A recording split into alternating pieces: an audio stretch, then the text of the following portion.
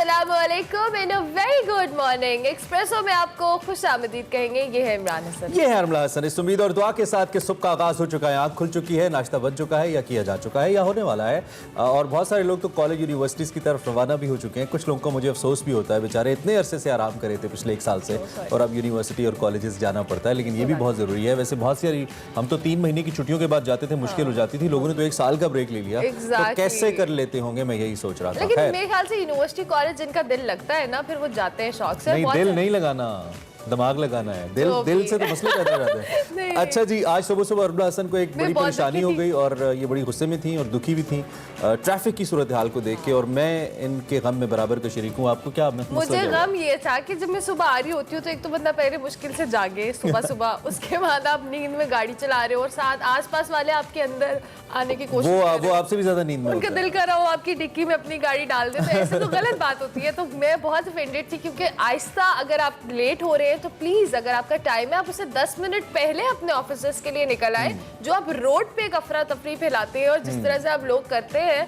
मतलब that was very. और पूरी दुनिया के अंदर लेन डिसिप्लिन की पाबंदी की जाती है और लोग इंतहाई गुस्से से देखते हैं अगर आप जरा सी भी कोई ऐसी बात रोड के ऊपर करें। कहते हैं कौमें जो है अपने ट्रैफिक डिसिप्लिन से, आप यहाँ पे एक बंदे को गुस्से से देखें जो गलत लेन में आ रहा हो, वो आपको डबल घूरी करा के जाएगा कि आपने इतनी जरूरत। अच्छा, मैं वैसे पहले नहीं करता था, पिछले कुछ अरसे से मैं कहता हूँ कि सब करें तो चलो थोड़ा नहीं, लेकिन ऐसा नहीं करना चाहिए। लेन डिसिप्लिन की पाबंदी बहुत जरूरी है और प्रॉब्लम यह है कि लोग जल्दी के चक्कर में दूसरों को भी खराब करते हैं और खुद भी खराब होते हैं। इससे पहले कि हम हेडलाइंस की जानिब जाएं, डोमेस्टिक क्रिकेट के लिए अच्छा है और आने वाले वक्त के लिए भी अच्छा है। मजीद भी इस पे बात और इंटरनेशनल क्रिकेट पे तो हम बात करेंगे, लेकिन अभी आपको बताएंगे आज की हेडलाइंस।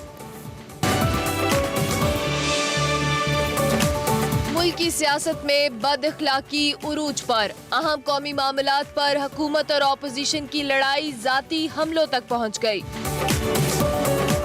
तोशाखाना केस में गैर मुल्की ताहिफ पब्लिक करने पर हुकूमती हिचकिचाहट, इस्लामाबाद हाई कोर्ट ने कई सवाल उठा दिए। हुकूमत की IMF से मजीद कर्ज लेने के लिए मुज़ाकरात, महंगाई का तूफान सुनामी में तब्दील होने का खदशा। सेगमेंट सफर शर्त में देखिए एक झील जिसके पानी खवातीन के काजल से काले होते थे। दुबई एक्सपो 2020 में पाकिस्तानी पवेलियन की शान को 4 चांद लगाने वाले फनकार राशिद राना होंगे एक्सप्रेसो के मेहमान। आज के सफर शर्त में मुझे बहुत इंटरेस्ट हो रहा है। झील का पानी काला होता है, वो भी खवातीन के काजल से काला। बड़ी डीप बात है, लेकिन इस पे हम बात करेंगे। लेकिन मुल्क की सियासत में बात करेंगे, आपको बताएंगे आज की बड़ी खबर।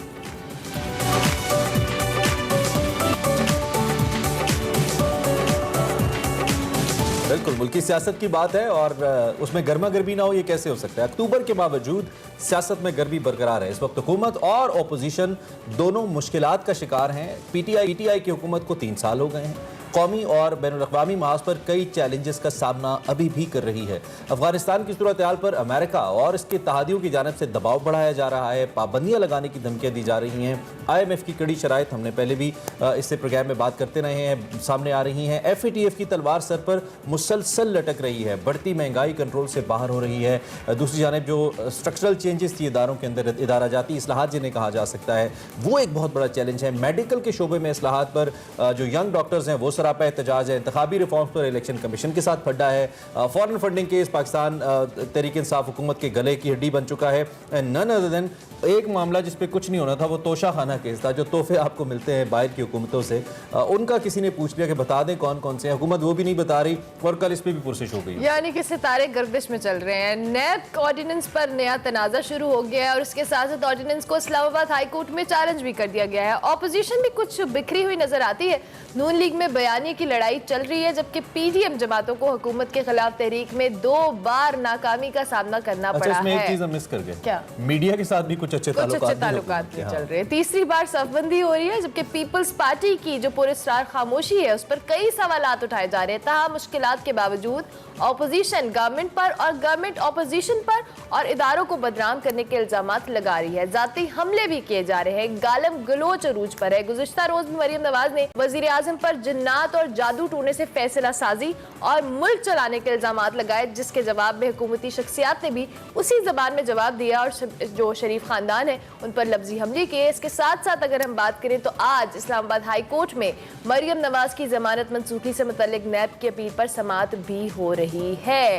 हुकूमत ने अहम कानून साजी के लिए कौमी असम्बली और सेनेट के इजलास भी तलब कर लिए, जिसमें नैब ऑर्डिनेंस समेत जो कई अहम कौमी इशूज हैं उन पर कानून साजी का फैसला किया जाएगा। बिल्कुल, और आज का इजलास हंगामा खेज होने के इम्कानात, भरपूर इम्कानात जाहिर किए जा रहे हैं। माशाल्लाह तहरीक इंसाफ की हुकूमत जब से आई है इन्होंने कोई दिन ऐसा जाने नहीं दिया जिसमें सनसनीखेजी ना रहे सियासत के अंदर, और कुछ ना कुछ खबरें आती रही। और ये भी वैसे पहली दफ़ा हुआ था कि मीडिया के लिए प्रेस गैलरी बंद कर दी गई थी जॉइंट सेशन के मौके पर। सो बड़ी बड़ी मिसालें बनी हैं और कई कंट्रोवर्सीज तो ऐसी हैं जो कि नाकाबिले बयान है, मतलब कंट्रोवर्सी पे कंट्रोवर्सी है। और अभी ये भी उम्मीद की जा रही है कि जो गैस का बहरान है वो भी सर उठा रहा है, चूँकि गवर्नमेंट ने जो टेंडर तलब किए थे कोई जवाब उनका नहीं मिला है उनको, और एक क्रिटिकल सिचुएशन हो सकती है। ताहम हमाद साहब ने ये कहा है, हमाद अजहर साहब ने जो कि वज़ीर हैं, उन्होंने कहा है जी कि हम कोशिश करेंगे कि जो घरेलू सारिफीन हैं और जो कमर्शियल सारिफीन हैं, इन दोनों को एक बैलेंस वे में गैस सर्दियों में दे सकें। लेकिन ऐसा हर बार कहा जाता है, लगता नहीं है। सो मुश्किलात आने वाली है। और एहसन इकबाल साहब ने तो बड़ी अच्छी ट्वीट की, उन्होंने कहा आवाम ठिठुरने के लिए तैयार हो जाए। तो मैंने कल से प्रैक्टिस शुरू कर दी, हमने भी प्रैक्टिस शुरू कर दी। और इसके साथ साथ ये जो गालम गलोच का सियासत में कल्चर है, आज हम न्यूज़पेपर्स भी देख रहे थे जिस तरह से पर्सनल अटैक्स किए जाते हैं। सो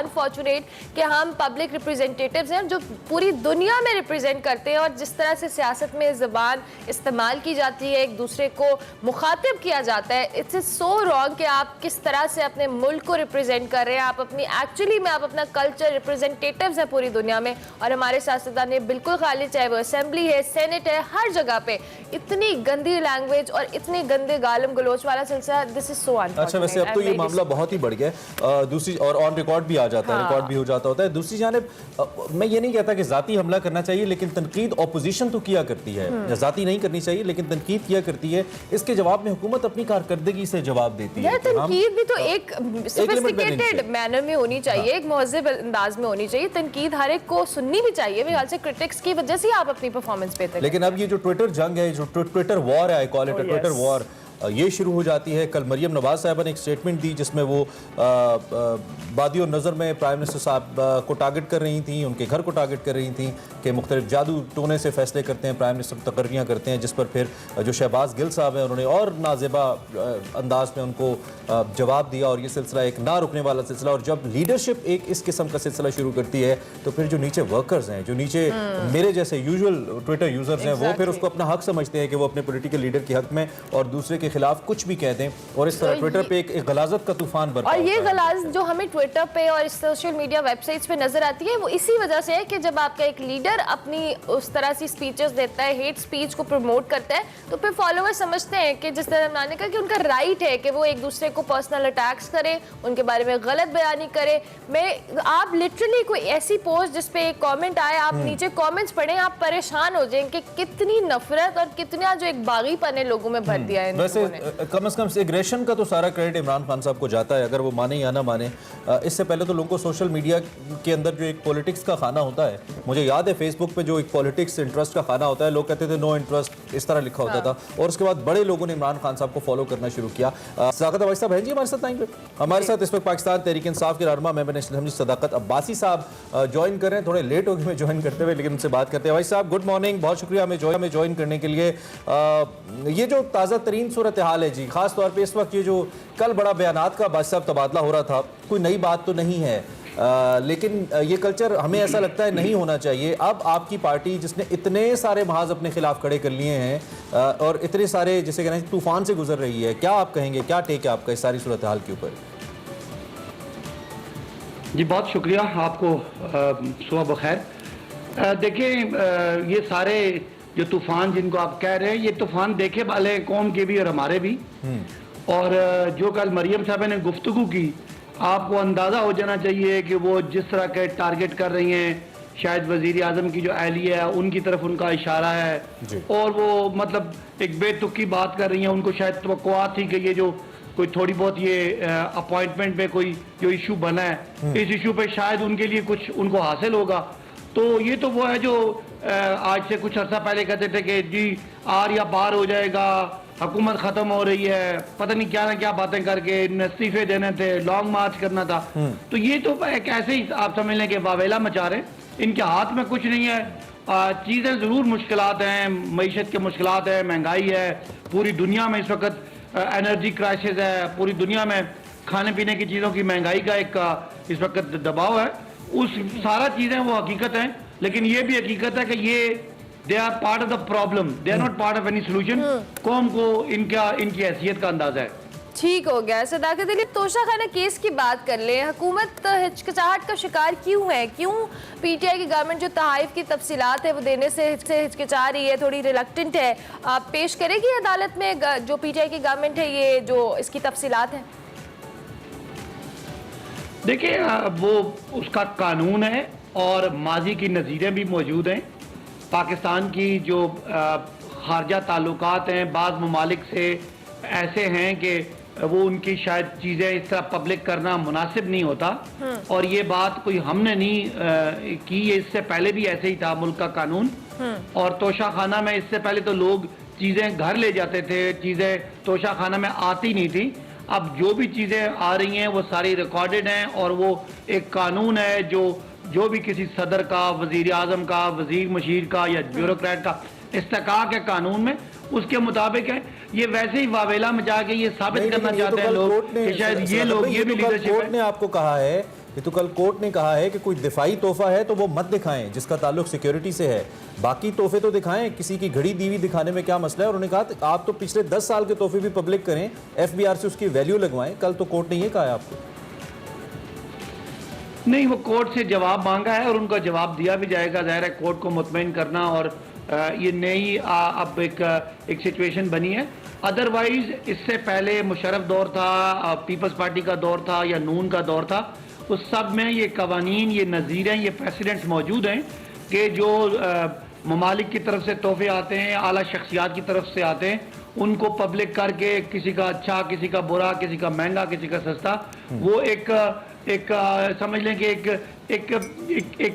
एक मिसाल मौजूद है कि वो चीज़ें दिखा के शायद उसका अच्छा इम्पैक्ट नहीं होता।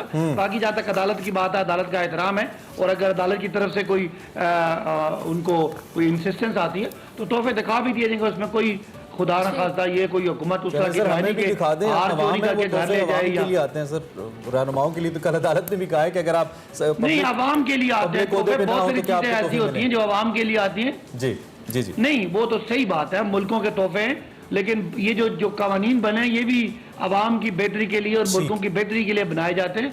शायद इसमें एक एलिमेंट देखा जाता है कि अगर आप तोहफा देने के लिए लोग कंपैरिजन करते हैं किस मुल्क से हमारे क्या ताल्लुकात हैं, और ये कोई हमारे पे आप तनकीद कर रहे हैं। इससे पहले शायद ये ऐसे ही था 72 साल में। चले कानून बदलने की जरूरत, बदल 72 साल को चेंज करने के लिए तो आप आए थे, इस पे बात करते रहेंगे। बहुत आपने अलग सुबह हमें ज्वाइन किया। सदाकत अली अब्बासी साहब हमारे साथ पाकिस्तान तहरीक इंसाफ से मौजूद। ब्रेक लेंगे, ब्रेक के बाद हाजिर होंगे। देखते रहिए एक्सप्रेसो।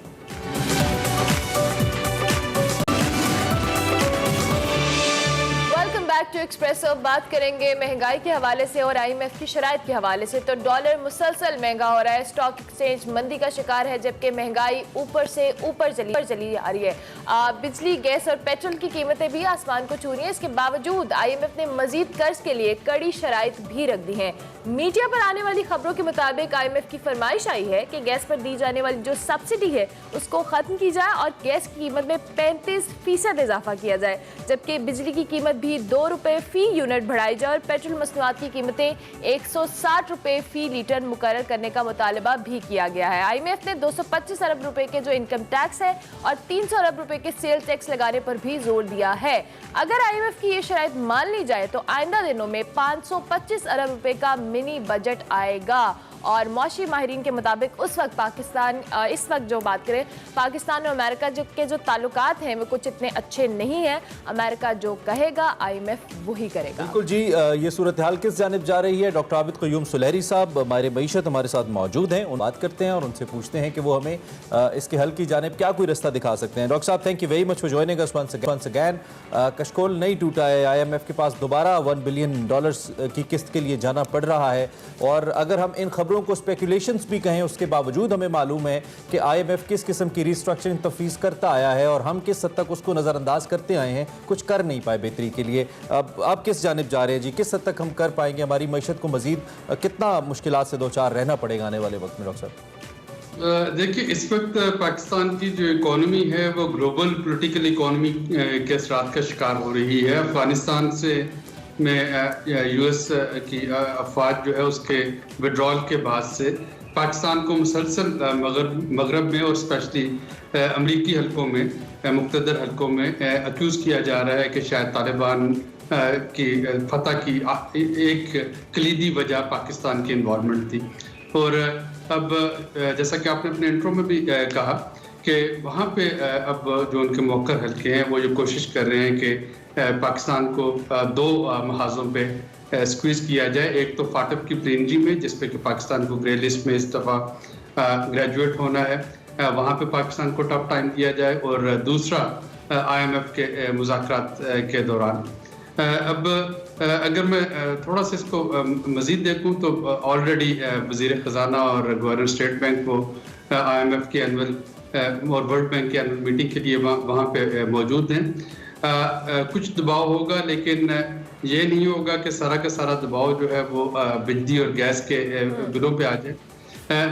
IMF इस वक्त हमारी पिछले साल की जो थी ग्रोथ उसको मानते हुए, एक तो वो कह रही है कि आपका रेवेन्यू का टारगेट बहुत थोड़ा है। अगर 3.9 पिछले साल की ग्रोथ थी तो इसका मतलब है कि जो 5.8 ट्रिलियन का जो रेवेन्यू टारगेट है उसको इन्हांस किया जाए, तो वहाँ पे कुछ तकरीबन 500 बिलियन के मज़ीद रेवेन्यू जो है वो इकट्ठा करना होगा। ये आपने बिल्कुल दुरुस्त फरमाया, लेकिन ये इकट्ठा कैसा करना होगा, इसमें शायद जो है आपके वेल्थ टैक्स या पर्सनल इनकम टैक्स, उस पर IMF का इसरार होगा कि लोगों से जो ज़्यादा वेल्दी हैं, जो टॉप 20% रिच हैं पाकिस्तान के, उन पे किसी किस्म का कोई टैक्स जो है वो लगाया जाए।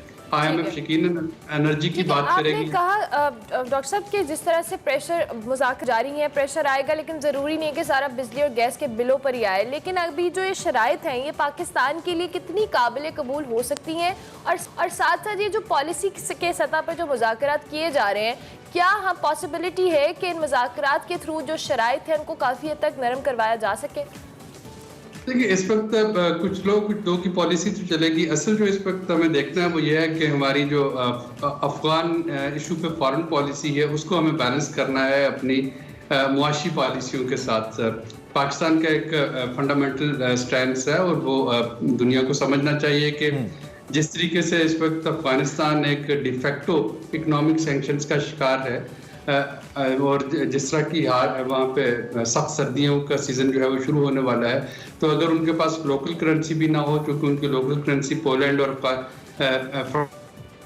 उन्होंने नोट भेजने बंद कर दिए हैं, डॉलर्स भी ना हो, बिजली का जो है बिल वो पे करने के पैसे भी ना हो, क्योंकि बिजली सारी ताजिकिस्तान से आती है, अफगानिस्तान में अपनी नहीं बनती, तो और वहाँ पे मेडिसिन और फूड भी ना हो, तो फिर वो पाकिस्तान एंटिसिपेट कर रहा है कि अल्टीमेटली आप कह रहे हैं कि ये जो खित्ते के हालात है इसका असर हो रहा है। अच्छा, आपने कहा कि 5.8 ट्रिलियन से भी 500 बिलियन ज़्यादा एम कर रहा है कि IMF ये कह रहा है कि हम उससे भी ज़्यादा ऑलमोस्ट 5.8 ट्रिलियन तो उस वक्त था ना, अगर पाकिस्तान की ग्रोथ जो है वो IMF के अंदाजों के मुताबिक 2% होती, तो फिर वो 5.8 ट्रिलियन कह रहे थे। अब वो कह रहे हैं कि चूंकि आपका बेस जो है बेसलाइन बढ़ गई, रेवेन्यू आपने माशाल्लाह बेहतर इकट्ठा किया, तो इसको 5 से बढ़ा दे।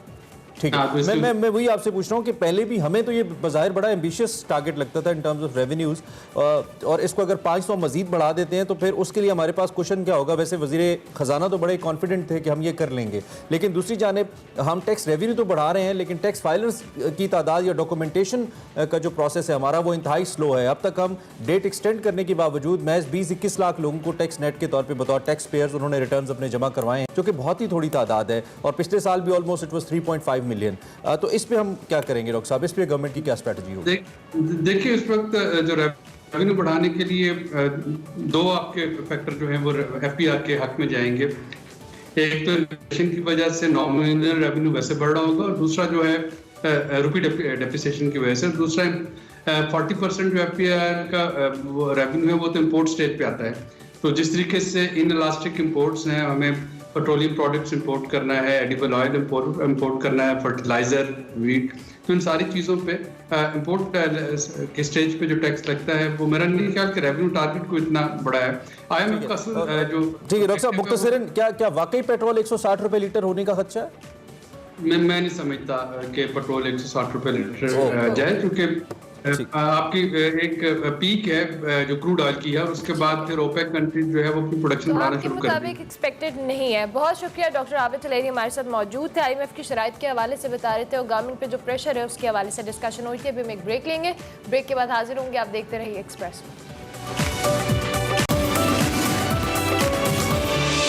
Welcome back to Express. आगे बढ़ते हैं और अब हम एक बहुत ही जबरदस्त गेस्ट ज्वाइन करें जी। एक ऐसे फनकार हैं जिन्होंने जनूबी एशिया के मारूफ फनकारों में अपना नाम बनाया है, और अगर उनमें से एक उनको समझा जाए तो गलत ना होगा। उनके काम से कौन वाकिफ नहीं है। जो ताज़ा तरीन उनका काम है जिसकी वजह से उनकी धूम है इस वक्त, वो दुबई एक्सपो के हवाले से जो पाकिस्तान का पेविलियन डिज़ाइन किया गया है, आप इनको डिफरेंट टाइम्स के ऊपर डिफरेंट जगहों पे देख भी रहे हैं। बिल्कुल हम राशिद राना की बात कर रहे हैं, कई अवार्ड्स अपने नाम कर चुके हैं, सितारा इम्तियाज़ के लिए भी नॉमिनेट हुए हैं। खुद आर्ट्स इन्होंने NCA से और बोस्टन से पढ़ा है, और जो BNU यूनिवर्सिटी है उसका जो आर्ट स्कूल है उसके फाउंडिंग मेंबर भी हैं। इसके अलावा if you talk about his achievement, तो ब्रिटिश म्यूजियम की जानिब से सिंगापुर के अंदर एक एग्जीबिशन की गई थी जिसमें इंटायर ह्यूमन हिस्ट्री को रिप्रेजेंट किया गया था। उसके 239 ऑब्जेक्ट्स थे और उसमें इनका काम भी शामिल था। उसके अलावा GQ मैगजीन भारत के अंदर इनको 10 मोस्ट इंप्रेसिव पाकिस्तानीज़ के अंदर भी इनको शामिल किया गया। सो बहुत सारे अवार्ड्स हैं, बहुत सारी अचीवमेंट्स हैं इनकी। इस वक्त हमारे साथ स्टूडियो मौजूद है Rashid, welcome to Expresso. Thank you Imran. कैसे आप? ठीक ठाक है? बिल्कुल ठीक जी। How is it going? कैसा लग रहा है आपको? बड़ा ज़बरदस्त काम आपका, बड़ा इंस्पायरिंग, हम तो बड़ा मुतासिर हो रहे हैं जी। बहुत अच्छा लग रहा है। वी न्यू के the work may get attention, लेकिन जो पाकिस्तानियों का रिस्पांस है, the way they feeling proud, वो एक ऐसी फीलिंग है कि जिसको I had not experience before. As an artist आप काम बनाते हैं और उसकी एक क्रिटिकल क्लेम होता है, उस पर रिव्यूज़ लिखे जाते हैं या उस पर अवार्ड्स मिल गए, तो लेकिन ये जो फीलिंग है, ये जानना कि आप आर्ट के थ्रू लोगों को खुश कर सकते हैं, to make them feel proud, is something I had not experience. और ये जो दुबई एक्सपो का आपका एक्सपीरियंस था, दैट वाज रियली गुड, क्योंकि हमने जिस तरह से आपको टीवी स्क्रीन पे देखा और पाकिस्तानी पेविलियन को डिज़ाइन करना इटसेल्फ एक बड़े ऑनर की बात थी कि आप अपने मुल्क को रिप्रेजेंट करें। जिस तरह से आपने खुद भी मेंशन किया, वहाँ पर आपका काम देखा जाना, उसको सराहा जाना, कितनी अच्छी और कितनी पॉजिटिव फीलिंग थी आपके लिए? ये बहुत पॉजिटिव फीलिंग ख़ास तौर पे इसलिए थी, और जिस वजह से मैं प्रोजेक्ट में मैंने एक्सेप्ट भी किया कि पाकिस्तान जो है वो बुरी ख़बरों में रहा है सिंस वॉर ऑन टेरर, और we have become unfairly bad brand. तो पाकिस्तान की परसेप्शन जो है ना, वो दुरुस्त होने की बड़ी शदीद ज़रूरत है दुनिया में, और आई थिंक ये वो वक्त आ गया है कि जहाँ पे ये हो, और ये इसकी टाइमिंग बड़ी परफेक्ट थी। और तो कोशिश यही थी कि इस तरीके से अपने आप को प्रेजेंट करें, ऑल्दो हमारे वसाइल और ज़राए ऐसे नहीं हैं कि 192 मुल्क वहाँ पे हैं और एक से बढ़ के एक उनके रिसोर्सेज और इकोनॉमीज़, तो कोशिश पूरी थी कि हम कुछ ना कुछ अपना मार्क वहाँ पे बनाएं। और लेकिन जो खुदा ने इज़्ज़त रख ली, we being considered one of the top 5. That's कुछ लोग amazing. टॉप कह रहे हैं, लेकिन I think I will settle for top 5. माशाल्लाह, माने that's really great. वो I think इसलिए ही पाकिस्तानी I think जो वहाँ पे हैं या दूर से देख रहे हैं, वो they feeling proud because they know that they are represented badly. उनके साथ कोई अच्छी चीज़ नहीं जुड़ती, तो they are feeling really proud कि ग्लोबल स्टेज पे उनकी रिप्रेजेंटेशन जो है वो हो रही है इस तरीके से कि उनकी परसेप्शन चेंज हो, परसेप्शन चेंज हो, दुनिया भर के सामने इज्जत बढ़े, क्योंकि सिर्फ पाकिस्तानी नहीं, ऑब्वियसली दुनिया भर से लोग वहाँ पे इस किस्म का हब है। अब बेसिक आइडिया क्या था जब आपने ये प्रोजेक्ट लिया? तो ऑब्वियसली एक तरफ कंफ्यूजन भी है, फिर पाकिस्तान का कल्चर इतना रिच है, यू गेट सेवरल आइडियाज कि हमने इंटरनेशनल फोरम पे इनको लेके जाना। आप तो पहले काम कर भी चुके हैं इंटरनेशनल फोरम पे, so how did you conceive this idea जिसने काम अच्छा? आपने अभी आपके सवाल में जवाब था कि आपने कहा सेवरल किस्म की चीज़ें पाकिस्तान में बसती हैं, इतनी सारी चीज़ें, इतने डायमेंशंस हैं, इतनी एस्पेक्ट्स हैं यहाँ के, तो वो जो डाइवर्सिटी है वो उसी में खूबसूरती है। वहाँ मेरे मुख्तलिफ अनवा अक़साम की जो चीज़ें हैं, कल्चर्स हैं, नस्लें हैं, ज़ुबानें हैं, मौसम है, रीजन्स हैं, वो जो डाइवर्सिटी है ना, वो सबसे बड़ी खूबसूरती हमारी वही है। So you have made a mini Pakistan in Dubai actually. in a subtle way. Yes. Alright. जबरदस्त जबरदस्त। अच्छा, ये जो आपने वहाँ पे जो प्रोजेक्ट किया, ऑब्वियसली बहुत सारे पाकिस्तानी, बहुत सारे इंटरनेशनल ममालिक के लोग वहाँ पर आए। How was the response? लोगों ने किस तरह से, जो आपने डाइवर्सिटी की जिस तरह से आप बात करें कि आपने एक मिनी पाकिस्तान वहाँ पे समोया, उस डाइवर्सिटी को, उसका जो एक्सेप्टेंस लेवल था वो किस तरह का था? जी, वो तो आप सब लोग देख ही रहे हैं कि अब तो सोशल मीडिया भी है, and you have seen how bloggers, international bloggers, बाकी लोग, उनके रिस्पांस बहुत अच्छा है। और इसमें मैं वजाहत करता चलूँ कि जो दो इसके पहलू हैं पवेलियन के, एक तो एक्सटीरियर है और फिर उसके अंदर नुमाइश जो लगी हुई है। बिल्कुल। तो मेरी जो जिम्मेदारी थी वो एक्सटीरियर को देखने की, because that's the first connection audience has. तो उसमें अगर वो if it's not a crowd puller तो it can be you have to invite people. ठीक है, चले, ये तो दुबई तो एक ऐसा मुल्क है जहाँ पे इस किस्म की हैपनिंग्स होती रहती हैं। पाकिस्तान के अंदर जैसे लाहौर है, एक बहुत ज़बरदस्त कल्चरल शहर है, हमारा इस्लामाबाद फेडरल कैपिटल है, कराची इवन, ऐसी कोई एक्टिविटी इस तरह की दीगर ममालिक को लेकर यहाँ पे की जा सकती है? और अगर की जा सकती है तो उसके लिए कुछ सजेशन है आपके? जी, दुबई के लिए भी ना ये इवेंट अनप्रेसिडेंटेड है। ठीक है, दुबई का भी ये जो वर्ल्ड एक्सपो होती है हर 5 साल बाद होती है, और ये कई टीवी चैनल्स या कई जगहों पे गलती से तिजारती नुमाइश भी, इसको, ये तिजारती नुमाइश नहीं है, ये मुल्कों के लिए मौका है अपने आप को प्रेजेंट करने का। वो किसी भी तरीके से प्रेजेंट कर सकते हैं। ये सनती या तिजारती नुमाइश नहीं है। ठीक है, ये एक तरह से यूं कह लें कि अगर कहा जाए गलत नहीं होगा कि ब्रांडिंग एक्सरसाइज है मुल्कों के लिए, कि अपना चेहरा कैसे वो पेश करना चाहते हैं, दुनिया को कैसे चाहते हैं, उनको कैसे परसीव किया जाए। ठीक है, ठीक है। सो ये दुबई के लिए बहुत बड़ी चीज़ है। ठीक है, दुबई, इवन दुबई जैसे आप जिक्र किया कि बहुत चीज़ें होती रहती हैं, तो 5 साल पहले जब ये अनाउंस हुआ कि नेक्स्ट दुबई में होगी, तो एक्सपो 6 साल पहले एक्सपो 2020 एक्सपो 2020 इसका नाम था, जो कि कोविड की वजह से 1 साल बाद देर से हुआ। तो पाकिस्तान के लिए I think we have a long way to go to hold such an लेकिन हम अपने तौर पे कोई ऐसा इवेंट तो क्रिएट कर सकते हैं। बिल्कुल कर सकते हैं, और होती रहती है। We have people like you, such talented people, जिनके अपने जी, आप मेरे वेनिस बिनाले एक होता है आर्ट का सबसे बड़ा इवेंट, हर 2 साल बाद वेनिस में। तो उसमें मेरा जब काम वहाँ पे लगना था, एक वहाँ पे 17th सेंचुरी प्लाज़ो के अंदर, तो मुझे शदीद ख्वाहिश थी कि मुल्क से बाहर तो मेरी चीज़ें होती रहती हैं, पाकिस्तान को कैसे इसमें इन्वॉल्व किया जाए। तो मैंने एक काम बनाया था जो कि शायद सब लोगों को मालूम नहीं पड़ पड़ा, लेकिन कई लोगों ने वो देखा। ये लिबर्टी के जो मार्केट है, उसके जो ग्रीन एरिया है, वहाँ पे 6 मंथ्स तक तो वो लगा रहा था।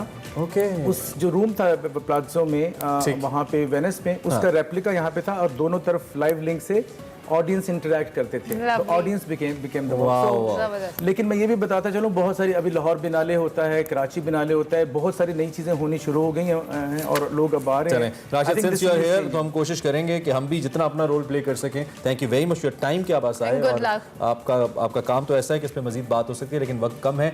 राशिद वाज विद अस, और इनका ज़बरदस्त काम है, दुनिया में उन्होंने पाकिस्तान का नाम रोशन किया, इनकी वजह से दुनिया पाकिस्तान का नाम ले रही है। बिल्कुल, अभी हम ब्रेक लेंगे, ब्रेक के बाद हाजिर होंगे, आप देखते रहिए एक्सप्रेसो।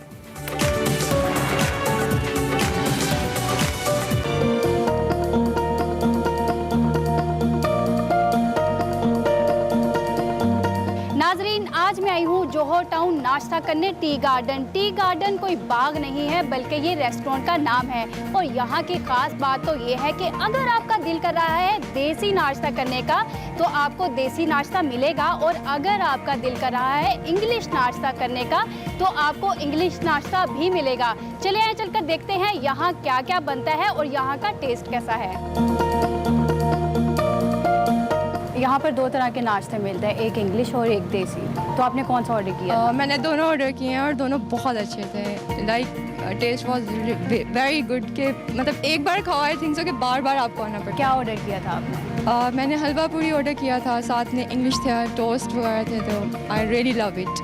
क्या खास बात लगी इसमें? हलवा पूरी का हलवा बहुत टेस्टी था, उसके ऊपर वो जो उन लोगों ने स्प्रिंकल किया हुआ था, लाइक क्या कलौंजी टाइप, वेरी बहुत, मतलब एक बार खाओ तो आप बहुत मज़ा, मतलब आपको बहुत अच्छा लगेगा खा।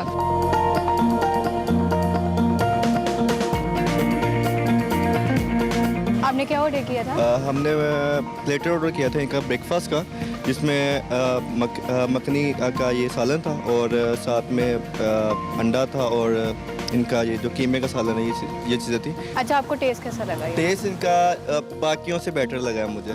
मैंने यहाँ पे 2-3 ट्राई किए हैं इसी रोड के ऊपर, लेकिन ब्रेकफास्ट के वाले से इनका टेस्ट बहुत अच्छा है और चाय इनकी बहुत अच्छी है। अच्छा, एम्बियंस कैसा लगा आपको यहाँ? एम्बियंस इनका बाकियों की निस्बत बेटर है कि जैसे ये वॉल्स इन्होंने पेंट की हुई है, तो ये है कि अगर सुबह सुबह बंदा यहाँ पे नाश्ता करने आता है तो थोड़ी सी फ्रेशनेस फील होती है।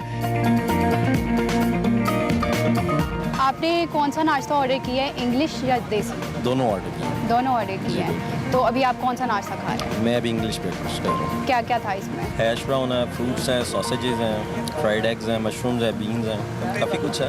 क्या ख़ास बात लगी इनके नाश्ते में? क्या ख़ास बात लगी? बेसिकली अभी तक पाकिस्तान में मैंने नहीं देखा कि कोई cafe all day breakfast serve कर रहा हो और इंग्लिश ब्रेकफास्ट सर्व कर रहा हो, और ये वाकई एक कंप्लीट ब्रेकफास्ट है एक सिंगल पर्सन के लिए। हमारे साथ मौजूद है यहाँ के ऑनर शाकिर भट्ट साहब। आप मुझे बताएं, आप कब से ये काम कर रहे हैं? मुझे ये बिज़नेस स्टार्ट किए हुए ऑलमोस्ट 1 ईयर हो गया। जब आपने स्टार्ट किया था ये बिजनेस तो नाश्ते से किया था? हमने जो बिज़नेस स्टार्ट किया था वो लंच और डिनर से स्टार्ट किया था, लेकिन हमारे जो गेस्ट हैं उनको हमारा खाना और हमारी हॉस्पिटैलिटी इतनी पसंद आई कि उनकी पर्सनल डिज़ायर पे हमने यहाँ पे ब्रेकफास्ट स्टार्ट किया। आप नाश्ते में क्या क्या सर्व करते हैं? हमारा जो नाश्ता है, हमने हेल्दी लाइफस्टाइल को मद्देनज़र रखते हुए अपना मेन्यू डिज़ाइन किया है, जिसमें इंग्लिश ब्रेकफास्ट भी है और हमारा लोकल ब्रेकफास्ट भी है, देसी भी है। ये बताएं कि देसी नाश्ते में आप क्या सर्व करते हैं? देसी नाश्ते में हमारे पास एक हलवा पूरी प्लेटर है, जिसमें हलवा है, पूरी है, चने हैं, आलू की भुजिया है, पिकल होता है और योगर्ट होता है, ठीक है। और एक जो दूसरी डिश है वो ब्रेकफास्ट थाली है, जिसमें पराठा है, जिसमें चिकन कीमा आपको मिल जाएगा, मखनी हांडी होगी, इसमें सीजनल फ्रूट्स होंगे, जिसमें आलू की भुजिया होगी, जिसमें अंडा भुजिया होगी, ठीक है। उसके साथ योगर्ट भी हम सर्व करते हैं। और इंग्लिश नाश्ते में क्या सर्व करते हैं? इंग्लिश नाश्ता जो है हमारे पास, इंग्लिश ब्रेकफास्ट में हमारा सिग्नेचर ऑमलेट है, जिसमें चीज़ की स्टफिंग होती है, मोज़रेला एंड चेडर चीज़ की स्टफिंग होती है, उसके अंदर मशरूम्स होते हैं, ऑलिव्स होते हैं, उसकी जो साइड लाइन है उसमें हम ग्रिल टोमेटो, बेक पोटैटो, जो एग होता है वो एज़ पर योर चॉइस होता है, चाहे आप स्क्रैम्बल एग ले लें, चाहे पोच एग ले लें, चाहे सनी साइड एग ले लें, और ब्रेड बटर एंड जैम के साथ ये सर्व करते हैं। डिमांड सबसे ज़्यादा किस नाश्ते की है? डिमांड हमारी देसी की भी है और इंग्लिश की भी है। मतलब जो लेडीज़ हैं वो ज़्यादा इंग्लिश ब्रेकफास्ट को प्रेफर करती हैं, और जो आदमी हैं हम जैसे, वो ज़्यादा देसी को खाते हैं। आपने कभी सोचा कि जो नाश्ते का मेन्यू है उसमें और डिशेस भी ऐड की जाएं? हमने रिसेंटली एक डिश ऐड की है, शक्शुका। ये एक मैक्सिकन डिश है, जिसमें ऑनियन, कैप्सिकम, टमाटो, चिकन डाल के एक मैक्सिकन स्टाइल से हम बनाते हैं। एग डाल के हम लोग उसको बेक करके ओवन में वो सर्व करते हैं, और इसी तरह with the passage of time हम अपने मेन्यू में चीज़ें ऐड करते रहेंगे। जब एंटर होते हैं आपके रेस्टोरेंट में तो बड़ा खूबसूरत सा यहाँ पे एक व्यू आता है कि जैसे बंदा नारायण खागान में आ गया। तो ये जो वॉल आर्ट है, वॉल पेंटिंग है, इसके पीछे क्या राज है? इसके पीछे ये राज है कि हमारे नेशनल हीरो हैं अली सतपारा साहब, ये हमने उनको ट्रिब्यूट करने के लिए यहाँ पे ये सारे ये माउंटेन्स ये बनाए। आपके रेस्टोरेंट का टाइम क्या है? हमारे रेस्टोरेंट का टाइम सुबह 8 से लेकर रात 12 बजे तक का टाइम है। और आपने इस रेस्टोरेंट का नाम टी गार्डन ही क्यों रखा? टी गार्डन के पीछे एक छोटा सा राज है जो मैं आपको बताता हूँ। जैसे ये कोविड चल रहा है, कोविड सिचुएशन में अब फैमिली के लिए एक आउटडोर आना, ठीक है, आउटडोर में हमने ये सारा एक गार्डन वाली यहाँ पे ये थीम सारा गार्डन वाला बनाया, जैसा कि आप देख सकते हैं। तो जाके जहाँ पे फैमिलीज बैठे और कंफर्टेबल फील करें, इसलिए हमने इसका नाम टी गार्डन रखा है कि फैमिलीज गार्डन में आए और बैठ के एंजॉय करें। बहुत शुक्रिया आपका।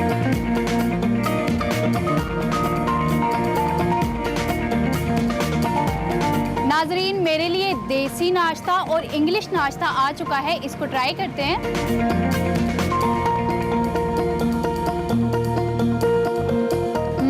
ये वाकई बहुत ज़्यादा लजीज है। आप लोग भी एक बार ज़रूर ट्राई करें। मिलते हैं अगले नए देसी खाने में। अल्लाह हाफिज। एक्सप्रेसो में आपको एक बार फिर से खुशामदीद। वक्त है सफर शर्त का, जिसमें सहरा नवर्द के खतूत का सिलसिला जारी है, और आज के खत में हम आपको सरता लेक दिखाएंगे। कहा जाता है कि एक वक्त में इसका पानी खवातीन के काजल से काला जैसा था। सो ज्यादा शायराना हो रहा है, लेकिन सुबह सुबह जरा चलता है। देखते हैं आज का सफर शर्त।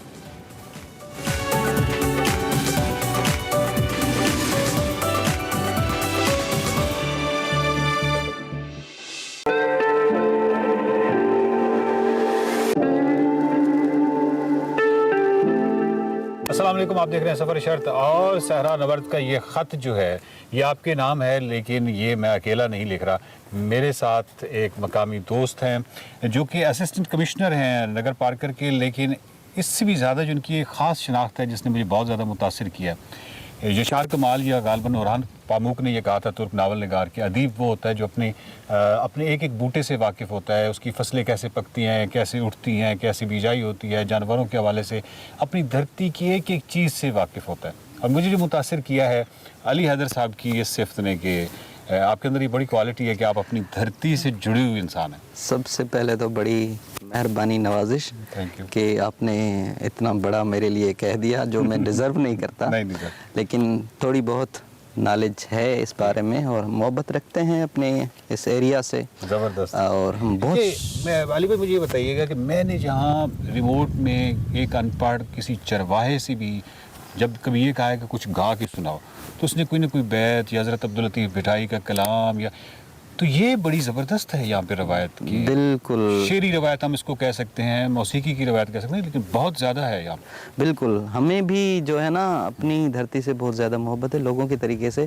वो एक हमारे ब्लड में शामिल है। जिस तरह मारवी कहती है ना कि वाझाई वतन के आऊं जे हित मोयास, तो गोर मुंहिंजी सुमरा कज पवारन पास, डिज डडाणे डे जी मझा वलड़न वास। तो जिसका मतलब ये है कि वो कह रही कि अगर मैं मर जाऊँ ना अपने वतन को याद करके यहाँ, अच्छा, फिर भी मेरी जो कब्र है ना वो जाके मेरे वतन में दफनाना। और ये जो हमारे यहाँ ये चिब्बड़ होते हैं उनकी वो वल होती है एक, उसको कहते हैं, उसकी जो है ना धुआं मुझे देना। वाह वाह वाह वाह। ताकि मुझे मोयाई जियास जे वने मड़ मलीर दे, इसके बाद मैं फिर से जिंदा हो जाऊंगी वहाँ जाकर, अगर मुझे ये सब नसीब हुआ। और मैं क्या गलत हूँ तो नहीं हूँगा अगर मैं ये कहूँ कि जो सिंध के वासी मारवी से बहुत शदीद मोहब्बत करते हैं, उसकी एक शायद बहुत बड़ी वजह ये भी है कि मारवी जब उस किले में कैद थी तो उसको जो अपनी गाय और अपनी बकरियां और अपनी सहेलियां और अपनी रेत याद आ रही थी, बिल्कुल उससे सिंधी रिलेट करता है उस हुबुल वतनी को और अपनी धरती को। बिल्कुल, शायद उसको मारवी से इसलिए ज़्यादा मोहब्बत है। इसीलिए मोहब्बत है। और शाह अब्दुल लतीफ़ भिठाई ने जो कैरेक्टर चूज किया मारवी का, वो पूरे थरकी और पारकर की रिप्रेजेंटेशन है। वाह वाह वाह वाह। सर ये बताइए कि ये जो इतनी खूबसूरत झील और अनगिनत परिंदे हैं, परिंदे ही परिंदे हैं, ये शायद कहना नहीं चाहिए कि मतलब हमारे उधर बहुत सारे हम तो इस पे आवाज़ उठाते रहते हैं, खुदा के लिए वाइल्ड लाइफ को बख्श दें। तो ये बड़ी खूबसूरत लग रही है। ये माइग्रेटेड है सर? ये माइग्रेटेड है और ये नगर पार्कर की सबसे बड़ी झील है। अच्छा। जब बरसातें होती हैं तो ये झील, यहाँ पे हम खड़े हैं, वो किनारा देख रहे हैं, वहाँ तक भरी होती है, वहाँ से रोड का किनारा होता है, इस तरफ भी बहुत ज़्यादा फैली हुई है। तो जब बारिशें होती है और जनवरी का महीना आता है तो माइग्रेटेड बर्ड आना शुरू हो जाते हैं यहाँ पे। और खुशकिस्मती ये है कि बाहर से कोई शिकारी नहीं आते, लोकली जो लोग हैं वो यूज़ करते हैं, लेकिन वो भी इतनी मिकदार में नहीं, इसलिए आराम से ये रहते हैं यहाँ पे। मतलब यहाँ पे बहुत सारे मकामात तो ऐसे हैं जहाँ पानी कम है और वो ज़्यादा बैठे हैं। बहुत खूबसूरत चीज़ है। इसकी सर कोई फोक टेल्स और इसके हवाले से, इसकी झील का नाम क्या है?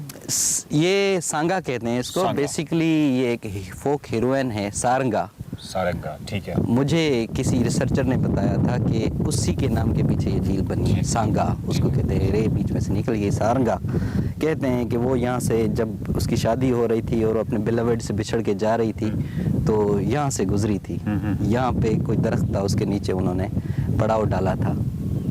इसमें आपने कोई मुझे बताया भी था? हाँ, उसमें शायरी का बेत जो है वो पारकरी लैंग्वेज में है, जिसमें एक चरवाहा दूध दो रहा होता है बकरियों के, और उसका जो इतनी सारंगा इतनी हसीन थी कि उसका दूध नीचे गिरना शुरू हो जाता है। वो बर्तन में नहीं जाता, बर्तन में नीचे गिर रहा था। तो उस पे उसने कहा पारी नगर्रा, ऐसे कुछ था जिसमें कि थारो दूध ढोड़ा तो जाए, और तुम्हारा दूध गिर रहा है नीचे। सदवंत मिले तो एम कहे सारंगा रोती जाए। मतलब अगर तुम्हें सदवंत मिले जो हीरो था तो उसको कहना सारंगा यहाँ से रोती हुई जा रही है। क्या बात है, क्या बात है, क्या बात। तो क्या खूबसूरत है, क्या मतलब ये जो फोक टेल्स हैं और ये बहुत ही ज़्यादा सैर ज़्यादा करती है। झील बहुत सारा खूबसूरत है। हम इस झील को किसी और साइड से भी देख सकते हैं? मतलब जी बिल्कुल, वहाँ पे जो है कालो डेरो, वहाँ से भी हम देख सकते हैं। इस तरफ हम जो मैं आपको पहले बता रहा कजला सर, वो भी पॉइंट देखने जैसा है। कजला सर जो है, इसके हवाले से मैं आपसे कुछ सुनना चाहता हूँ। मैंने एक किताब में पढ़ा था, पार्कर एक किताब जी है। जी, लेकिन पुराना यहाँ पार्कर। नहीं सर, ये किसी झील की किसी और तरफ हम नाज़रीन जाएंगे और किसी और एंगल से हम इसको देखेंगे और वहाँ आपको बताएंगे ये बहुत ही खूबसूरत एक फोक टेल है। इंशाल्लाह। चले सर जी।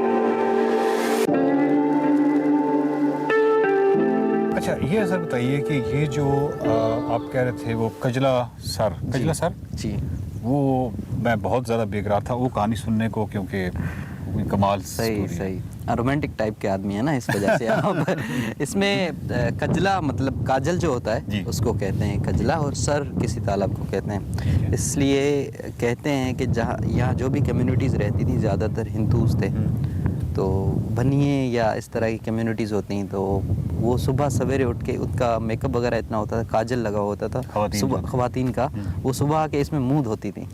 अच्छा। तो पूरे तालाब में काजल ही काजल हो जाता था।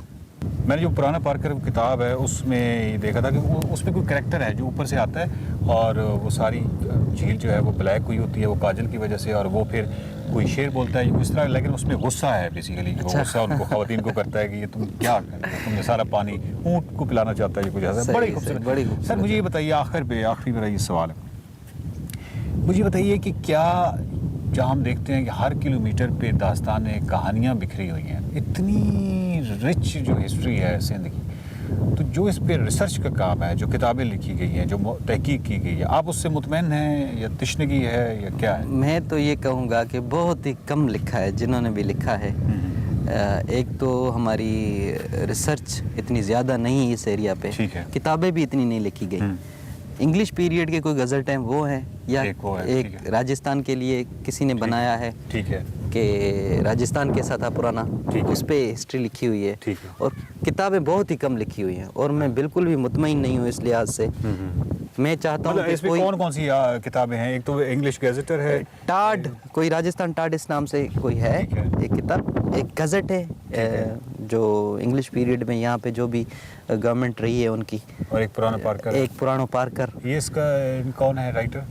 पुराने पार्कर का तो ये है मंगारा मूजा साहब। तो इसकी उर्दू ट्रांसलेशन भी ना? हाँ, पुराना पार्कर, ठीक है। और टाड ये मेरे ख्याल में उन्हीं का नाम था, कर्नल टाड या इस तरीके से उन्होंने लिखी है। और गज़ट तो वैसे ही शाया होते रहते हैं, जो आता है उस दौर में जिसकी गवर्नमेंट थी। और इसमें भी मेरा ख्याल है कि जो पुराना पार्कर और वो किताबें वैसे तो बहुत खूबसूरत है, लेकिन आप मुस्तनद हम उन किताबों को नहीं कह सकते, क्योंकि वो मिथोलॉजी पे ज़्यादा बेस करती हैं, करेक्टर की उन्होंने बैकग्राउंड नहीं दिया हुआ होता। अगर उनको परखेंगे ना स्टैंडर्ड पे तो वो पूरा नहीं उतरेंगी। हम कहानियों की हद तक उससे इत्मीनान कर सकते हैं, अदब कह सकते हैं, ऑब्जेक्टिव एनालिसिस या ऑब्जेक्टिव स्टडी नहीं कह सकते। बाकी ऑथेंटिसिटी उनमें बहुत ज़्यादा कम है। ज़बरदस्त। मैं आपको बहुत शुक्रगुजार हूँ, और अभी हम हैं पार्कर में तो हम आपको गाहे तंग भी करते रहेंगे, और बहुत शुक्रगुजार हूँ आपने वक्त निकाला। और इनकी जो मतलब पूरा हम रात को जब पहुँचे हैं तो इनसे जो नशिस्त हुई, तो सिंध के हवाले से और इस पूरी ज़मीन के हवाले से जो इनके पास मालूमात, वैसे किताब आपको लिखनी चाहिए। मतलब मैं भी कोशिश करूँगा।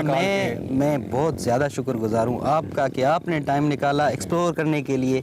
हमारी जो ये एरिया है बहुत ही ज़्यादा अनएक्सप्लोर्ड है, विजिटर्स को, बाहर से टूरिस्ट को पता ही नहीं यहाँ ऐसी चीज़ें हैं घूमने वाली, और अगर आप प्रमोट करेंगे तो लोगों को पता चलेगा। और मैं अगर दुरुस्त कह रहा हूँ, मेरा ख्याल है मेरे तो कम से कम नॉलेज में नहीं है कि कोई टूरिस्ट गाइड इस हवाले से अभी तक हो थर पे। टूरिस्ट गाइड कोई नहीं है थर पे। सर ये कुछ मिलजुल के काम करते हैं इंशाल्लाह। हम कोशिशों में लगे हुए हैं। आपकी बड़ी मेहरबानी कि आपने टाइम निकाला और इतना सफ़र करके यहाँ तक आए और ये चीज़ें आप नाज़रीन को दिखा रहे हैं। That's so nice of you, thank you very much. खत खत्म हुआ, वस्सलाम, अगले खत तक के लिए जाए।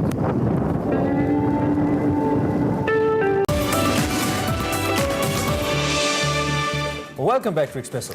अब बात करेंगे कुछ फिजिकल एक्टिविटीज़ के हवाले से। कोविड की वजह से जहां हर शोबा, ज़िंदगी से ताल्लुक़ रखने वाला हर शोबा मुतासिर हुआ है, हर चीज़ बहुत लिमिटेड होकर रह गई है। लेकिन हमने देखा कि पिछले कुछ अरसे से, पिछले हम कुछ दिनों से कहें, पाकिस्तान में कोविड के केसेस में कमी देखने में आ रही है, मगर ख़तरा अभी मुकम्मल तौर पर टला नहीं है। लेकिन वॉकेथॉन पाकिस्तान एक अच्छा कदम उठाया और उन्होंने कि ख़वातीन को जो एक फ़िज़िकल और हेल्दी एक्टिविटीज़ है उसमें इंगेज करने के लिए वो सरगर्म है। और 16 अक्टूबर को कदाफ़ी स्टेडियम लाहौर में पाकिस्तान की तारीख की सबसे बड़ी जो ख़वातीन की वॉकेथॉन उसका इनकाद हो रहा है, जिसमें मुल्क भर से ख़वातीन शिरकत करेंगी। और इस एक्टिविटी का पर्पज़ यही है कि ख़वातीन को एम्पावर किया जाए। और इस इवेंट को जो मुनक्किद करवाने वाले एबा कुरैशी हैं वो हमारे साथ मौजूद हैं। बेसिकली फेम गेम्स की CEO हैं और इनका जो इनिशिएटिव है उसके तहत ये वॉकेथॉन पाकिस्तान का इनकाद करवा रही है। उनको हम वेलकम करेंगे। Thank you so much Eba, thank you so much for joining us in Expresso. I hope you are doing well. Very well, thank you, it's a pleasure to be here. Thank you so much for coming. अच्छा एबा, सबसे पहले तो हम इस आपके fame games initiative के तहत ये वॉकेथॉन का आप इनकाद करने जा रही हैं, इसका पर्पज़, इसके हवाले से जो डिटेल्स हैं हमारे व्यूअर्स के साथ शेयर कीजिएगा। तो फेम गेम्स जो है एक इनिशिएटिव है जो एक UK इंस्पायर्ड स्पोर्ट्स करिकुलम है और ये हम पाकिस्तान की गर्ल्स स्कूल्स के लिए लेके आए थे, जो government schools and trust schools जहाँ पे PE और गेम्स को ज़्यादा जो है इतना मतलब इम्पोर्टेंस नहीं दी जाती या वहाँ पे जगहें नहीं होती खेलने के लिए। तो हमने एक स्ट्रक्चर्ड स्पोर्ट्स लेसन उनके लिए किया है जो हम पायलट रन कर रहे हैं। अब कोविड आया, स्कूल्स बंद हो गए, तो हम लोगों को थोड़ा सा स्टेप पीछे लेना पड़ा और हम लोगों को जल्दी से अपने जो कहते हैं ना स्टैंडिंग ऑन योर फीट सोचना पड़ा कि हमने लड़कियों को इंगेज से रखना है, उनको एक्टिव कैसे रखना है। कोविड में आपको पता है बहुत लोग घरों में बंद भी हो गए थे, लड़कियों के पास कोई एक्टिविटी नहीं थी। तो हमने फिर ये वॉकाथॉन का एक वो निकाला कि सेफ स्पेसेस में इसको हम कैसे लेके आ सकते हैं। कोविड में आप आउटडोर इवेंट में जा सकते हैं, आप अगर सोशल डिस्टेंसिंग रखें तो हर चीज़ कोविड SOPs के साथ हमने वॉकाथॉन को मतलब इसको एक बर्थ दी। तो उसमें हमने ये कहा है कि लड़कियां अपनी माओं को, अपनी बहनों को, टीचर्स को, खालाओं को, दादियों को, नानियों को लेके आएँ और वॉक क्या चीज़ है? वॉक इज़ द ईजीएस्ट, मतलब सबसे सिंपल, सबसे मतलब फ्री जो है ना एक हेल्दी एक एक्टिविटी है जो लोग कर सकते हैं। और हम चाह रहे हैं कि इसको एम्पावर करें, लड़कियों को, औरतों को हम उनको एम्पावर करें और उनको एक चीज़ दें जिसके वो लुक फॉरवर्ड करें कि ये हर साल इवेंट आ रहा है, आपकी सिटी में आ रहा है। पहला जो है वो हमारा लाहौर में है, ऑब्वियसली कदाफ़ी स्टेडियम में इंशाल्लाह। अच्छा, बाकी शहरों में भी लेके जाएंगे इंशाल्लाह। बहुत अच्छा। रिस्पांस कैसा है पीपल? बहुत अच्छा रिस्पांस। जो मुझे सपोर्ट कॉर्पोरेट से यहाँ पे मिली है, इट्स अनबिलीवेबल। मतलब इट्स समथिंग कि यहाँ पे लोग इंतजार कर रहे थे ऐसी चीज़ का, जैसे होता है ना कि, और मैं सोच रही थी ये मैराथन्स वॉकाथॉन्स तो बाहर बहुत होते हैं, तो यहाँ पे भी किसी ने आई एम श्योर किया हुआ है, लेकिन हम एम्फेसिस ये करना चाह रहे हैं कि जब भी मैं किसी से पूछती थी आप वॉक करती हैं, नहीं जी सेफ स्पेसेस नहीं है, कहाँ जाएं वॉक करने। तो आप अब देखें इस्लामाबाद और लाहौर पे वेरी लकी, यहाँ पे पार्क्स हैं, कुछ जगहों पे नहीं है। तो हमने फिर PCB के साथ ताउन किया और हमने उनसे कहा कि हमें सेफ स्पेसेस चाहिए, तो उन्होंने अपना ग्राउंड दिया। अब ग्राउंड से ज़्यादा सेफ और क्या हो सकता है? So you know we are going to walk, कि हम लोग फील्ड के ऊपर वॉक करेंगे और एक इंसेंटिवाइज हमें बताएं इस वॉकाथॉन कैसे करेंगे आप? प्लान क्या है आपका? प्लान ये है कि हम लोग एक इंसेंटिवाइज वॉक है, तो जो भी आएगा, जो भी हिस्सा लेगा उसको एक गुडी बैग मिलेगा और उसको प्राइजेस मिलेंगे। तो इट्स इंसेंटिवाइज्ड। नहीं, आप भी आएंगे तो आपको भी मिल जाएंगे। उसमें यह है कि हम लोगों ने वहाँ पे कुछ सेलिब्रिटीज़ को भी बुलाया ताकि वो आके अपनी अपनी वो जाहिर करें कि क्यों एम्पावर करना चाहिए एक्टिविटी के थ्रू औरतों को और लड़कियों को क्यों एक्टिव रहना चाहिए। कुछ सेलिब्रिटीज़ हैं जिनके Imamul Haq is there, my husband Azhar Mahmood is going to be there obviously, और मेरे Faheem Ashraf. We also have Marina Iqbal. Okay. We also have Zainab Abbas. Oh, lovely. So we have many, lot more celebrities. But main चीज़ ये है कि आप आएँ अपनी families के साथ, आप अपनी mothers, मतलब obviously सब women's walkathon तो encourage हम यही कर रहे हैं कि आप औरतों को लेके आएँ ताकि एक माहौल औरतों वाला ही रहे। और उसमें यह है कि आप अपने एक लैब करें, वहाँ पे हमारे साथ एक collaboration हुई हुई है। एम फिट जो हैं, जो औरतों का आपने सुना होगा, यहाँ पे उन्होंने फीमेल ओनली जिम बनाया, जिन्होंने बहुत अच्छी फैसिलिटीज़ हैं, वो वहाँ पे एक्टिविटीज़ करेंगे। तो वहाँ पे चैलेंजेस होंगे जिसमें आप walk with a book on your head, कहते हैं ना, सर पे किताबें रख के एक डिस्टेंस आपने अपनी कोर और अपना बैलेंस रख के आपने कंप्लीट करना है। प्लैंक का चैलेंज होगा जिसमें मैं अपने मियाँ को भी कहूँगी कि हिस्सा लें। और तो there is a lot happening, खाना पीना होगा वहाँ पे, और it's a proper kind of festivity it is a kind of thing, festival, it is, और हम चाह रहे हैं कि ये चीज़ औरतें लुक फॉरवर्ड करें। अच्छा, हम आपने जब फैम गेम्स का इनिशिएटिव था, ऑब्वियसली इसका एक बैकग्राउंड यही जो मुझे पता है कि आपने खवातीन को स्पोर्ट्स के अंदर लाने के लिए इसका इनिशिएटिव लिया था, चाहे वो ग्रास रूट लेवल से। व्हाट डू यू थिंक कि पाकिस्तान में अब मजीद हम किस तरह से खवातीन को स्पोर्ट्स में लाने के लिए, नो डाउट बहुत सारी बच्चियां हैं जो फुटबॉल, अभी हम अपने शो में एक्सप्रेसो में बहुत सारे लोगों को बुलाते हैं, सो किस तरह के इनिशिएटिव्स हमें मजीद लेने की जरूरत है, चाहे वो ग्रास रूट लेवल से है चाहे वो स्टेट लेवल पे है? सबसे पहले तो घर पे, सबसे पहले घर से आप शुरू करते हैं कि आप अपनी बेटियों को इनकरेज करें कि अगर बेटे खेल रहे हैं तो बेटियों को भी खेलने दें, और उनको खेलने के लिए एम्पावर करें, उनको ट्रेनर्स ला के दें, उनको अगर आप अफोर्ड कर सकते हैं उनको बैट बॉल टेनिस रैकेट जो भी आप अफोर्ड कर सकते हैं। अगर आप वो कुछ इक्विपमेंट भी नहीं अफोर्ड कर सकते, there are plenty of ways, जैसे मैंने कहा वॉकिंग, रनिंग, यहाँ पे तो इतने गेम्स हैं यहाँ पे कि आप बाहर भी खेल सकते हैं, आप अपने टेरेस में खेल सकते हैं। सिर्फ प्रॉब्लम ये होती है कि घर से माइंडसेट एक होता है जो हम चेंज करना चाह रहे हैं कि लड़कियां भी खेल सकती हैं, उनको एक्टिव, और ये सिर्फ स्पोर्ट्स एथलीट बनने के लिए नहीं है, ये अपनी हेल्थ के लिए है। कोविड ने हमें बता दिया कि आप जितने एक्टिव रहेंगे उतना आपकी सेहत के लिए भी बेहतर है। अभी आपसे ऑफर डिस्कशन जब हो रही थी तो आपको स्कूल्स का भी जिक्र करी थी, इनिशिएटिव मुझे पर्सनली बड़ा अच्छा लग रहा था कि पब्लिक स्कूल जो हैं, गर्ल्स स्कूल्स जो हैं, उसके अंदर कोई फिजिकल एक्टिविटीज़ के या तो कुछ होता नहीं है, अगर है भी तो अप टू द मार्क नहीं है। बिल्कुल, उसके लिए क्या करें आप? मैं चाहता हूँ तो हम लोगों ने क्या किया कि जो करिकुलम डेवलप किया है वो एक स्ट्रक्चर्ड करिकुलम है। उसमें क्या होता है कि हमारे 3 हिस्से होते हैं, वार्म अप होती है, एक्टिविटी होती है, गेम बेस्ड, फिर एंड में जो है हम एक गेम कर देते हैं। अब उसमें क्योंकि यहाँ पे 40 मिनट का लेसन होता है, उसको ब्रेक करना होता है, और एक थीम ये होती है हर लेसन की कि इसमें लीडरशिप आपने सीखनी है, लीडरशिप क्वालिटीज़, दूसरे वाले में कॉन्फिडेंस स्किल्स, दूसरे वाले में सोशल स्किल्स। स्पोर्ट का पॉइंट ही ये होता है कि आपको जो लाइफ स्किल्स हैं वो सिखाई जाएँ, आप जाके physical and mental health both, both physical, social and mental, right. So हम लोग चाह रहे हैं कि जो औरतें नहीं भी काम करती, घरों को देखें, हमारी आप वापस विलेजेस में भी जाती हैं तो पूरे विलेज को संभाल रही होती हैं, उसके लिए आपको लाइफ स्किल्स और उन चीज़ों की ज़रूरत होती है, और वो स्पोर्ट से ही मिलती है। ठीक हो गया। अच्छा, इस वॉकथॉन के हवाले से, इसके टिकट, इसमें पार्टिसिपेशन, आपकी हेल्पलाइन, वेबसाइट, इस हवाले से बता दें। देखें, वॉकथॉन पे जो भी आना चाहे, 100 बिस्मिल्लाह, हमारी एक्चुअली कैपेसिटी है वहाँ पे, तो टिकट्स बहुत लिमिटेड रह गए। हमारी फेम गेम्स की जो वेबसाइट है www.femgames.com, उसमें वॉकथॉन का टैब है, उसको क्लिक करें और वहाँ पे सारी आपको इन्फॉर्मेशन मिल जाएगी। एक फ़ोन नंबर है, वहाँ पे भी आप कॉल करके, फ़ोन नंबर मेरे पास है 0309-868-1989, इनका नंबर भी है, वहाँ से भी आप अपनी टिकट दे सकते हैं। बड़ी अच्छी एक्टिविटी है, बड़ी हेल्दी एक्टिविटी है, और मेरे ख्याल से बहुत सारी खवातीन तो विलिंग भी होंगी कि वो आएँ और पार्टिसिपेट करें। अच्छा, आपका चूँकि ताल्लुक क्रिकेट फ्रेटर्निटी से ओबियसली है, अजहर महमूद साहब की आप वाइफ हैं, तो आपका एक क्लोज कनेक्शन है क्रिकेटर्स और क्रिकेट के साथ, तो आप जैसे आप क्या समझती हैं बाकी कितने लोगों को ये काम करने की ज़रूरत है? आप जैसी जो शख्सियात हैं जो कि थोड़ा सा जिनका एक्सपोजर भी बहुत अच्छा है, जिनके अंदर अवेयरनेस भी है और वो अवेयरनेस स्प्रेड भी करना चाहते हैं, ये कितना इंपॉर्टेंट है? और आपके ख्याल में क्या बाकी लोगों को भी आगे आना चाहिए? कुछ आपके साथ बाकी लोग भी हैं आपकी तरह के? बहुत लोग हैं एक्चुअली, काफ़ी लोग हैं। आई थिंक कि अगर सब मिलके करेंगे ना तो कदम और बढ़ेगा। मतलब हम लोग काफ़ी छोटे छोटे पॉकेट्स में सब थोड़ा थोड़ा कर रहे हैं, मैं चाह रही हूँ कि हम सब मिलके करें। इसमें अली तरीन है, इसमें बहुत लोग हैं जो वुमेन स्पोर्ट्स के लिए बहुत कुछ कर रहे हैं, और हम चाहते हैं कि और लोग भी आगे आएँ। ज़रूरी नहीं कि आपके पास एक बैकअप हो और आप अजहर महमूद की वाइफ है या तो कुछ करें। एवरीबडी हैज़ एन इन्फ्लुएंस, मेरे ख्याल से अपना रोल प्ले करें, और घरों से सबसे पहले माओ का और बाप का सबसे ज़्यादा रोल है। एटलीस्ट इनकरेज तो करें अपनी बच्चियों को, if they want to do something. It's such a pleasure to have you and wish you all the best for your event. अल्लाह करे बहुत अच्छे से हो, और जो भी लोग जाना चाहते हैं ज़रूर इनको ज्वाइन करें। इनके पेज पे भी हमने आपको बताया, इनको फॉलो भी करें और जाके अपना फीडबैक भी ज़रूर दें, और ऐसे इवेंट्स को प्रमोट करना बहुत ज़रूरी है। जिस तरह से घर की उन्होंने बात की, इसी तरह आप भी इंडिविजुअल एज अ नेशन हम इसमें पार्टिसिपेशन शो कर सकते हैं। अभी हम एक ब्रेक लेंगे, ब्रेक के बाद हाजिर होंगे। आप देखते रहिए एक्सप्रेस।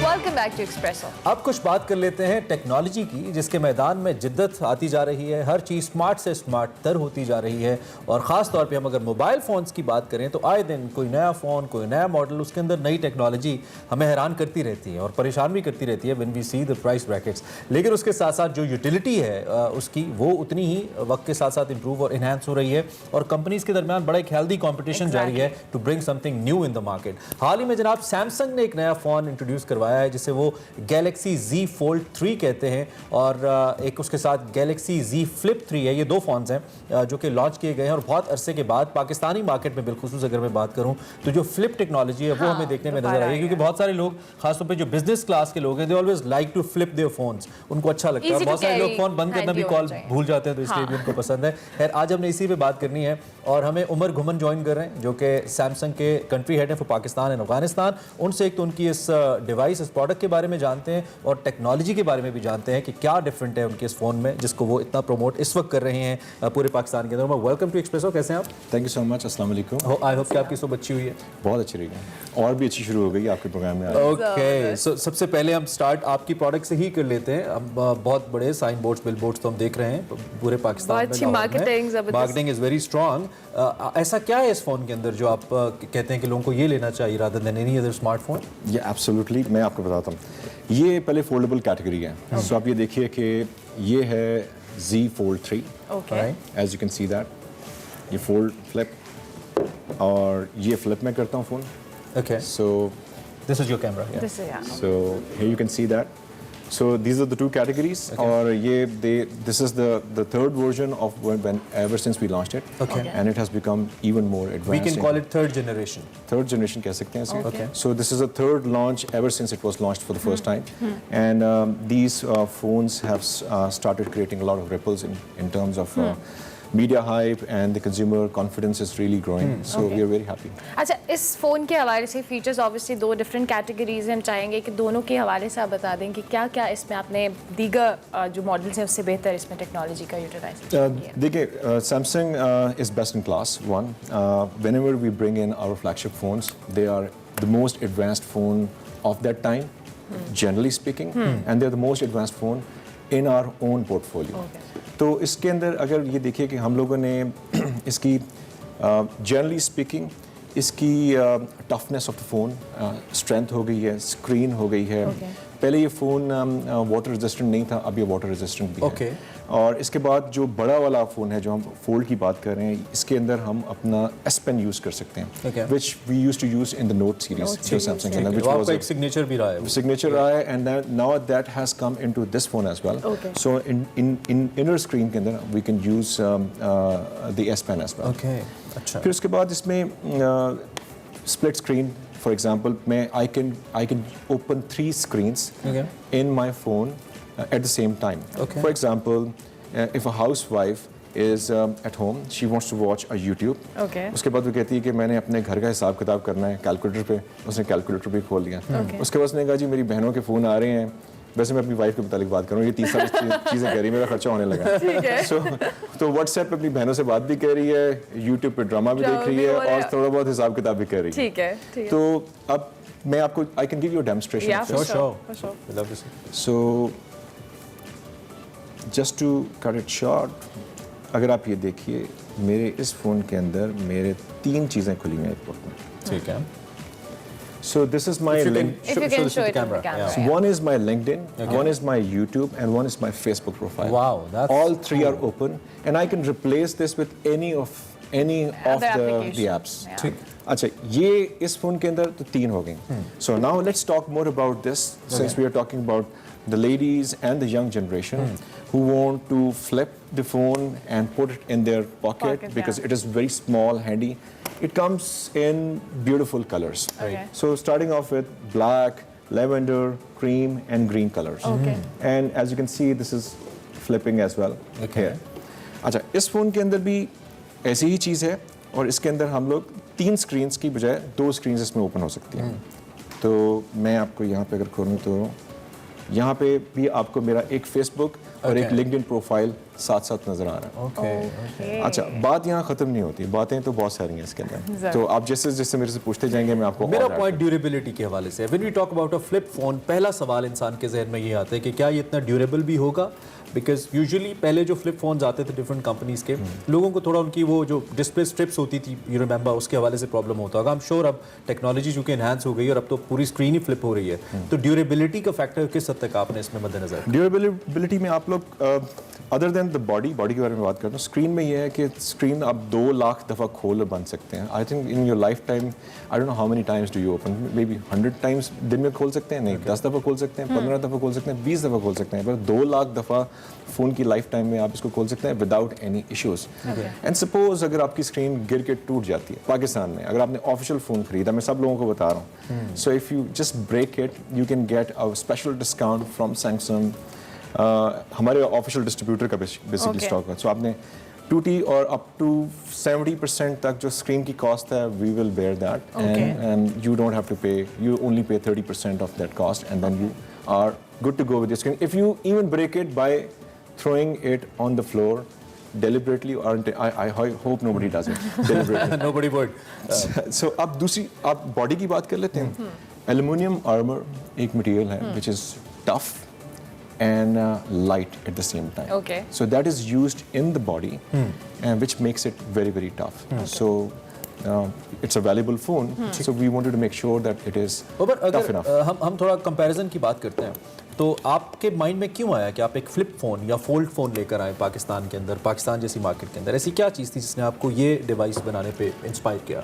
देखें, ये इस वक्त छोटा फ़ोन है, and then you open it, it becomes your tablet, it you can use it can half of it can be a keyboard, and half of it can be a screen. Yeah. You can make it a tent and watch a film over here as well. That's cool. Right? अच्छा, अब ये expand करें तो बड़ा है, वैसे छोटा है, तो इसका मतलब ये है कि you have actually squeezed in quite a lot of functionalities in a smaller thing, and it can be expanded. Same goes over here, कि ये तो बहुत ही छोटा है, it's very handy. And it is as big as 6.7 inch screen phone जो कि आपका regular phone होता है। So which means कि portability of the phone with a lot of functionality. So and जिद्दत की तो हर वक्त ज़रूरत होती है, तो आजकल अवाम और हर किसी को इनोवेशन चाहिए। So we are just trying to catch up with the needs of all these smart people listening to us. अच्छा, और एक और सबसे इम्पोर्टेंट जो लोगों का सबसे पहले सवाल होता है, camera. So selfie camera and the other camera. Camera तो बड़ा ज़बरदस्त है, मैं इसको खुद बड़ा सख्त ज़बरदस्त तरीके से एंजॉय करूँ। So I'm just going to show the functionality of the both. अच्छा, अब ये देखिए कि आप लोग मेरे सामने बैठे हुए हैं और मैं काम करता हूँ कि आपकी एक ये मैंने खोला। अच्छा, मैं आपकी पिक्चर ले रहा हूँ, आपको नहीं पता कि आप कैसे लग रहे हैं। आपको अपना आप शायद नजर आ जाए यहाँ से। Yes. Oh yes. Can you see that? Wow. You can fix your pose. Yes, that's nice. So I'm gonna take your photograph. Yeah, sure. और अगर सेल्फी करेंगे तो it's the same thing.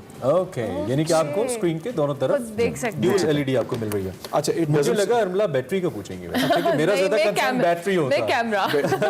देखिए, बैटरी के बारे में हम बात कर लेंगे। मैं इस फोन के भी आपको दिखा देता हूँ। जरूर। अच्छा, इस पे ये छोटी स्क्रीन नजर आ रही है। Okay. ये 1.9 इंच की छोटी सी स्क्रीन है, बट ये बड़ी काम की स्क्रीन है, तो we can take a selfie from here as well. Oh, nice. So yeah. So if we are sitting, it's wide. Can you see yourself in that? Yes. और मैंने हैंड जेस्चर किया। Okay. Photograph is taken. Okay. By the way, this feature is in every phone.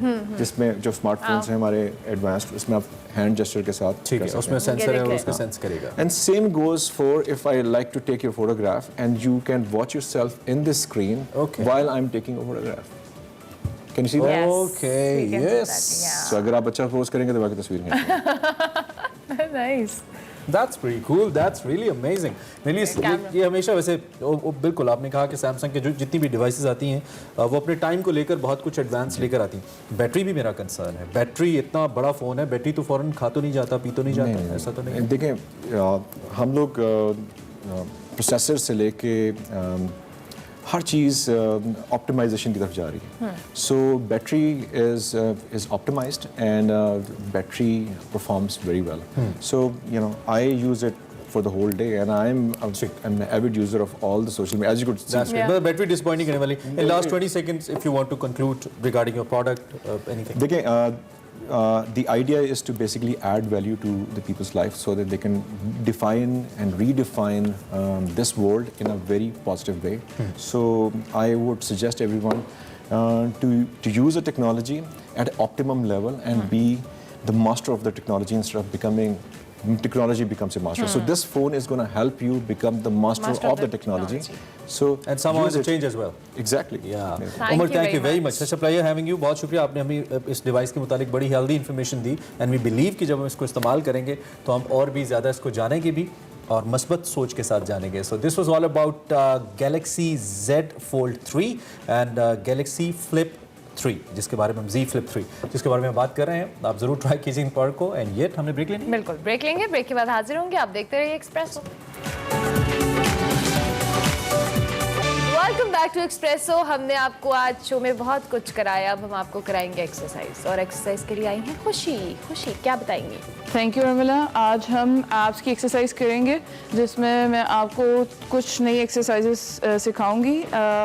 Every exercise is on the floor. So first exercise guide, seated knee tucks. Breathe in, breathe out. As you pull the knee towards the chest, breathe out, breathe in. Second exercise, you have to go down, diamond sit-ups. Feet together, butterfly pose, and lift and breathe out. Breathe in as you go down, breathe out. Guys, breathing is really important for your muscle to contract. जितना breathing अच्छी करेंगे उतना muscle आपका strong होगा. Third exercise is flutter kicks. Point your toes. Breathe out. Stomach tucked in. अगर beginner है आप neck rest कर सकते हो on the floor. And if you're intermediate तो आप weight use कर सकते हैं with the flutter kicks. Third exercise is spider kicks. On your palms, head to in one line and kick out. Pull the knee outwards. It's for your obliques. And with every kick, you should breathe out. Okay, one more exercise, guys.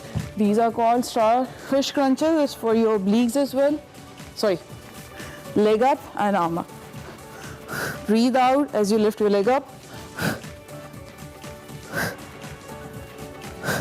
Okay, guys, last exercise is standing crunches. You need a pair of dumbbells. Just one dumbbell. Knee ups. One leg back, and as you lift your leg up, breathe out, dumbbell towards your knee towards your dumbbell, and switch the leg after 15 reps. Guys, you have to do 4 to 5 rounds, 15 reps. After every 6 exercises, we have to rest for 2 minutes. Try these exercises at home. I'll see you guys soon. Take care. Thank you very much, खुशी, इतनी अच्छी exercise बताने के लिए. सुबह. अच्छा, इससे पहले कि अब क्लोजिंग की जाने में आ गए, हमारे पास 2 चीज़ें हैं. पहली जो चीज़ है, we have a very special shout out and sort of a breaking news. Bulgarian ambassador की जानिब से, जो कि हमारी मुअज़्ज़ज़ मेहमान बनने वाली, she said something to all of you जो हमारे एक्सप्रेसो देखने वाले. सुनिए ज़रा क्या कह रही है. Assalamu alaikum. Hello, Pakistan. I'm Irina Gancheva, the ambassador of Bulgaria in Islamabad. I'm coming in Expresso this Friday. Keep watching. Keep watching. She's gonna join us in Expresso soon. हमारा flag segment वैसे आपको बहुत पसंद है, जिसमें आपको different investors embassies से रुशनास करवाते हैं. तो खैर जी, इस पे भी हम बात करते रहेंगे. आखिर में बिल्कुल इंटरनेशनल क्रिकेट में स्पिन का जादू चलाने वाले जादूगर, we call it magician, Saeed Ajmal साहब जिंदगी की 44 बारें देख चुके हैं. लगते बिल्कुल नहीं है कि वो 44 साल. बिल्कुल. आज ही के दिन 1977 को वो फैसलाबाद में पैदा हुए और कौमी स्पिनर को 30 साल की उम्र में वनडे इंटरनेशनल डेब्यू का मौका मिला. सईद अजमल ने 1995 से फैसलाबाद के लिए 18 साल की उम्र में क्रिकेट खेलना शुरू किया था. वो सीधे हाथ के स्पिन बॉलर हैं और 2011 में सईद अजमल के लिए बहुत अच्छा साल साबित हुआ और इस साल वो टेस्ट में 50 विकेटें लेकर सबसे ज्यादा नंबर 1 पे। बिल्कुल, लेकिन उनकी सबसे जो बेहतरीन सीरीज है वो 2012 की इंग्लैंड क्रिकेट सीरीज रही, जिसमें उन्होंने 3 टेस्ट मैचेस में 24 विकेटें ली। 7 साल इंटरनेशनल करियर में सईद अजमल ने 35 टेस्ट मैचेस में 171, 113 वनडेज और वनडेज में 113 शिकार किए। सईद अजमल साहब को हम उनकी बर्थडे विश कर रहे हैं। बहुत ही ज़बरदस्त बॉलर है दूसरा के हवाले से, और कुछ मुश्किलात का शिकार भी रहे अपने career, but many happy returns of the day Saeed भाई, may you have so many more, you are a great bowler, a great star. इसी नोट पे जी हम आपसे इजाजत लेते हैं। आपसे हमारी मुलाकात होगी कल। फीडबैक हमारे सोशल मीडिया हैंडल्स पर लाजमी दीजिएगा। कल तक के लिए हमारी तरफ से अल्लाह हाफिज।